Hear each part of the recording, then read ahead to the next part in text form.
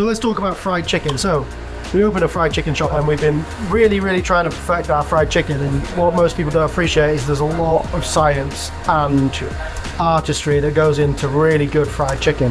So what we've got in here is chicken breast, and this is a marinade of sriracha, a little bit of dry dredge, some kombu's dashi powder, so basically MSG, and a little bit of Frenchie's mustard. So we just let it marinate for 12 hours. So what you're actually trying to do here is you want to start establishing a crag or a crust already. So that's our base level of crag and crust. Now this is what most chicken shops don't want you to see because it is the best technique, but always into fresh dredge. Okay, so I'm not going to do too many at a time. I'm just going to start by just doing 3 at a time. Now, talk about the flour. So inside the flour is potato starch, corn flour, MSG, baking powder, Vicar, a really good amount of spice and salt. So basically what we're trying to do now, and this is tried and tested scientific approach, is we're trying to turn and flip over these chicken breasts 60 times. So you see some videos where they're like, oh, press it down onto the mix. Well actually what you do, you're essentially like aerating this mix, and it needs to be quite light to get that perfect frag. So here what I'm doing is just flipping them over, and we're going to do it a number of 60 times. Every time it bends and it misshapes, you get this like this really fine network of craggy bits and crusty bits all over the chicken. So 60 times, still going in like 40 times. I'm just doing it really lightly. I'm not like packing the dry dredge on there at all. And it's important to mention there's also a little bit of salt inside the marinade.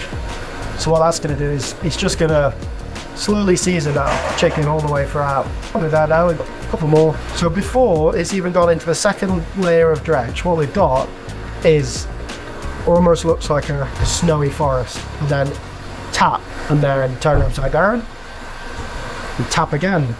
So I know that before it's even gone into the dredge, straight out of the marinade, we have this beautiful texture, and importantly, it's not too cakey.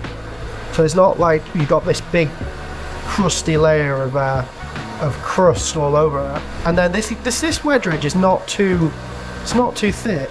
It contains a whole egg, so that's really important for making really nice layers of crust and crag. And I've got rid of all of the excess moisture off that breast. So tap once, tap twice, into the wet, turn it over, and then let it drain. Because there's nothing worse than getting like fried chicken with like a massive flaky bit of dredge on there. You want it to be light so you can still taste the chicken. So all the excess is gone. Good tap again. And now I guess what I'm going to do is 60 times into the next dredge. Okay. This technique has been like proven by food scientists. There's been people trying to perfect fried chicken for a lot longer than me, with a lot more resources. So this just used a little bit of insider knowledge. Can't shout him out, but let's just say he's a fucking legend.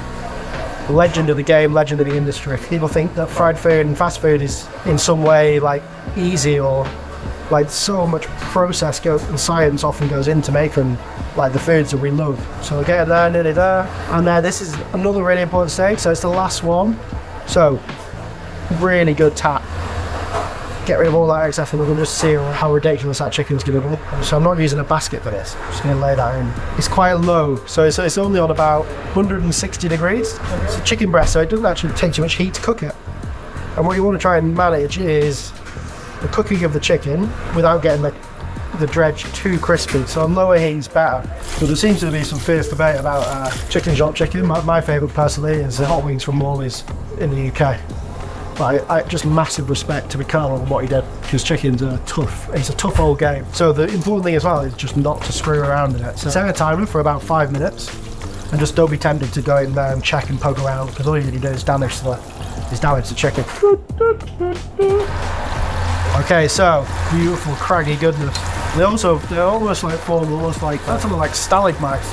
So it's also really important to use clean oil. So the cleaner the oil, the better the fry. Also, the more consistently you can cook it. So we just did that and put it onto the wire rack. We'll finish that fried chicken. Outrageous. And like I said, it's really important that like the best fried chicken is the one with the lightest crag. You can see as well, because we've already got that marinade, this the batter isn't coming off. It's nothing worse when you get fried chicken and all the batter just falls off. Sort of hot honey glaze, and we infuse it with Szechuan, and it's also got some acidity in there as well, and that just makes this insane. Look at the cell. It's just outrageously good. We get some chicken bouillon and season it all over as well to finish. Chicken. So it's look how super juicy, so moist the chicken. And also, like, even though it's got that honey on there, the batter is not moving. It's not coming off there.